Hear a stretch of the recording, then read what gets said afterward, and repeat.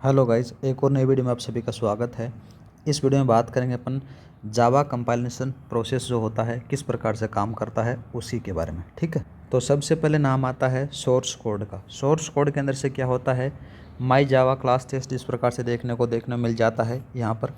और जब आप इसको कंपाइलर लगाओगे, कंपाइलर लगाने के बाद में वो जावा सी में कन्वर्ट हो जाता है और आगे जाकर आपको डॉट क्लास फाइल मिल जाती है और ये आपको यहाँ पर मिलेगा बाइट कोड। बाइट कोड की जो लेंथ होती है वो 8 बिट के बराबर होती है और 1 बिट बराबर 1 बाइट हो जाता है, इसलिए इसको क्या कहते हैं, बाइट कोड के नाम से जाना जाता है। और बाद में ये JVM के पास में आता है और JVM के अंदर से जो क्लास होती है उस क्लास को क्लास लोडर के अंदर से किया जाता है और बाइट कोड का क्या होता है, वेरिफिकेशन होता है। और साथ में इसके अंदर से एक और रहता है जिसका नाम आता है JIT कंपाइलर। ये सारा का सारा यहाँ पर क्लास लोडर के बाद में इसको कन्वर्ट कर दिया जाता है नेटिव कोड में। किस में चेंज कर दिया जाता है, नेटिव कोड में, जो बोले तो मशीन लैंग्वेज में चेंज हो जाता है यहाँ। अब जो नेटिव कोड होता है वो अलग अलग कॉन्फ़िगरेशन के जो सिस्टम रहते हैं उसके हिसाब से वो चेंज होता रहता है। जैसे आपके पास में 16 बिट का है, 64 बिट का है, 32 बिट का है, इस प्रकार से वो चेंज होता रहेगा। यहाँ पर देखो नेटिव कोड, नेटिव कोड के लिए क्या होता है, जैसे आपके पास में 64 बिट का कोई सिस्टम है और एक 32 बिट का कोई सिस्टम है, इस प्रकार से ये जो नेटिव कोड है वो चेंज होता चला जाएगा। ठीक है गाइज, आगे बात करें तो अलग अलग सिस्टम के लिए अलग अलग कोड बनेगा जो नेटिव कोड होगा। ऐसा नहीं है कि 64 में भी वही काम करेगा और 32 में भी वही काम करेगा, सबके लिए अलग अलग काम किया जाता है लेकिन आउटपुट क्या आता है, समान। इस प्रकार से कंपाइलेशन का प्रोसेस होता है गाइज। अब बात करते हैं इन सारी चीज़ों के बारे में स्टेप बाय स्टेप। सबसे पहले नाम आता है सोर्स कोड का। सोर्स कोड एक क्या होता है, प्रोग्राम होता है गाइज, और इसका जो एक्सटेंशन बात की जाती है डॉट जावा इसका एक्सटेंशन होता है। जैसे एक छोटा सा एग्जाम्पल आ जाता है माई डॉट जावा। ठीक है गाइज, ये क्या है, एक सोर्स कोड है। आगे बात करते हैं, यदि जावा सोर्स फाइल को कोर्स के नाम से सेव नहीं किया जाता है तो क्या होता है, कंपाइल होने पर बाइट कोड क्लास के नाम से सेव होगा। इसको थोड़ा सा याद रख, क्या याद रखना है, यदि जावा सोर्स फाइल को क्लास के नाम से सेव नहीं किया जाता है तो कंपाइल होने के बाद में जो बाइट कोड है वो क्लास के नाम से सेव होगा। जिस प्रकार से क्लास का नाम है वैसा ही क्लास इसमें सेव हो जाएगा। नेक्स्ट बात करते हैं, नेक्स्ट आता है कि मल्टीपल जावा क्लासेज की मल्टीपल क्लास फाइल बनाई जाती हैं। ठीक है, आगे आता है कंपाइलर। कंपाइलर इंटरप्रेटर, सारी चीज़ों के बारे में मैंने बता दिया है। ठीक है, तो जावा के बारे में बात करें, जो कंपाइलर के अंदर से क्या होता है, जावा कंपाइलर का जो नाम आता है वो लास्ट में आपको देखने को मिलेगा जावा सी, साथ में कनेक्ट रहेगा। अब बात करते हैं बाइट कोड।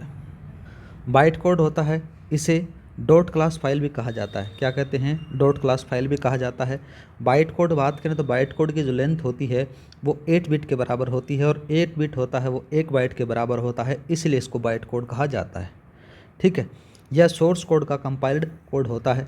यह JVM में रन होगा। कौन सा बाइट कोड होगा, वो JVM के लिए जावा वर्चुअल मशीन के अंदर से इसको रन किया जाता है और उसका जो फाइल एक्सटेंशन है वो डॉट क्लास रहता है। ठीक है, और इसे समझना नहीं जा, जो इंसान होता है बाइट कोड को नहीं समझ सकते, अलग अलग प्रकार का अलग अलग टाइप का देखने को मिल जाता है। तो ये थी स्टोरी बाइट कोड के बारे में। आगे बात करते हैं JVM के बारे में। JVM की फुल फॉर्म याद रख लेना, जावा वर्चुअल मशीन होती है।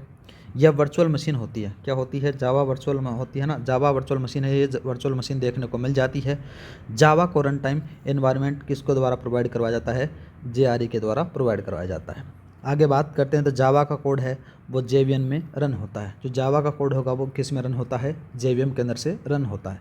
आगे बात करते हैं क्लास लोडर के बारे में।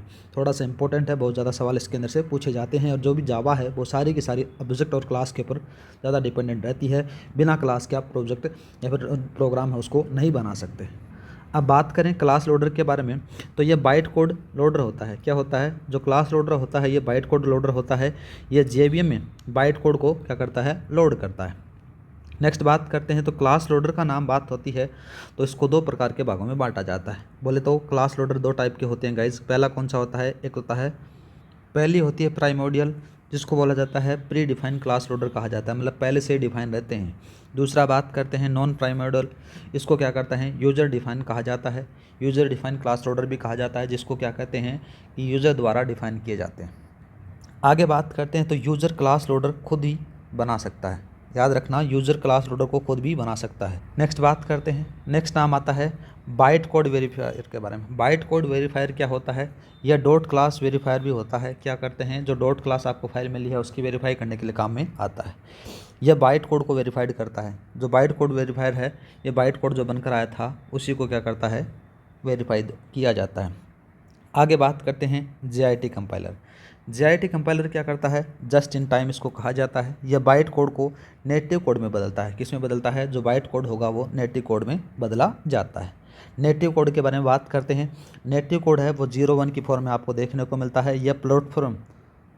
यह प्लेटफॉर्म स्पेसिफिक होता है। स्पेसिफिक कैसे होता है, जो नेटिव कोड आपको मिलेगा जिस प्रकार से सिस्टम की कॉन्फ़िगरेशन होगी उस प्रकार से ये काम करेगा। जैसे 32 पे 32 वाला बन जाएगा और 62 वाले 62 वाला बन जाएगा। इस प्रकार से चेंज होता रहता है।